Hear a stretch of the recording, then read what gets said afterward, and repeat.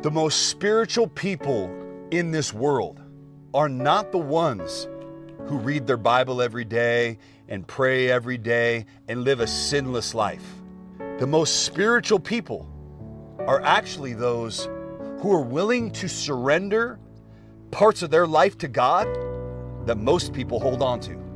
They're willing to give up parts of their life, give up parts of their heart, give up things that they're holding on to, and they're willing to surrender those things to God, when most people aren't willing to do that. When it says in the Word to offer ourselves as a living sacrifice to God, what does that mean? That means that sometimes I got to let go of my way, what I think it should be, my way, what I believe it should be, how I believe it should go.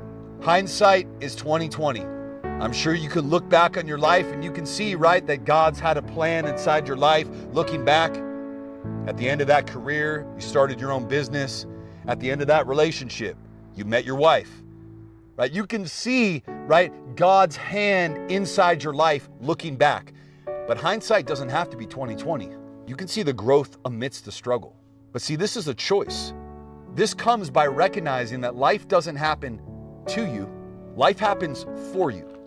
That God's going to give you whatever experiences are most vital for the development of who you are as a man of faith, as a man of God. But you got to put on the helmet of salvation.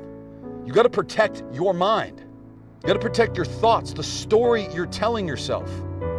You got to be able to surrender that. You got to recognize that God's truth is above your thoughts, and you're not your thoughts. You're the thinker of the thoughts. You're not the thoughts. Just because you think something doesn't mean that it's true. The breastplate of righteousness, that covers your heart, the purity within who you are, right? Sometimes we have a very hard heart that has to be softened.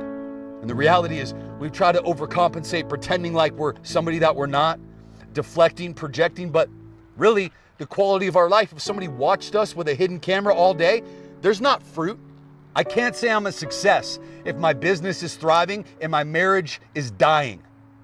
Also, we got to put on the belt of truth. What is your truth? Are you living in God's truth about who you are? Or are you living in some lies that the enemy propagates into your life? The shoes of peace. That I walk in peace. I walk in the good news of what God has done for me in my life. I know God's got a plan for me as long as I align myself with His will, as long as I give up my way, as long as I pick up my cross, as long as I follow Christ into what He has for me in my future. Also, the shield of faith, that I have faith in my circumstance, that I have faith in what God is doing. I have faith even though I cannot see. Even though in the valley of the shadow of death, I know that God is with me in my struggle. And in fact, it's in the darkest times of my life that God is actually closest to me. And see, sometimes tragedy hits, but we don't pray. We don't surrender. We don't want to give up our way. We want to use it as an excuse to be a victim, to self-destruct, to engage in self-destructive behaviors and vices and things that we know do not bring us closer to God or closer to a better version of who we are.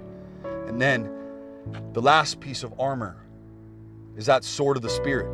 That's the Word of God, cutting through the lies, cutting through, forging a pathway, becoming a pioneer on this path. I've been on a path it's like maybe I've never been on before. I've never been on this path before. I don't know what this looks like, Tim, and I'm scared. I'm afraid. That's okay. That's normal, bro. I'd be concerned if you weren't afraid. But see, being afraid shows you that you care. Because if you weren't anxious, then you probably wouldn't care about it. So the anxiety is not an indication that something bad is going to happen as much as the anxiety is an indication that you actually care about what's going to happen, that you're engaged, that you're tapped in, that you're not apathetic or indifferent. So bro, recognize that maybe during this time, as you're holding on to everything in the external, holding on to your marriage, holding on to your business, holding on to your wealth, holding on to trying to manage all of it and hold on to it and protect yourself, maybe you just need to let go. Maybe you need to let go. What does resistance feel like in your body when you're just holding on to everything that you can't even take with you in the next life? You're taking none of this with you into the next life. The only thing people are going to remember about you is how you made them feel, your legacy on this earth. And if you were to do a self-eulogy right now, if right now you were to write out a eulogy that you want to be said at your funeral when you're gone, here's my question for you. Are you living a life that is congruent with that eulogy? Are you that man? Because sometimes, in order for us to really actualize the deepest part of our spirituality, our relationship with God, we got to give some things up. Sometimes those things aren't in the external as much as they're in here.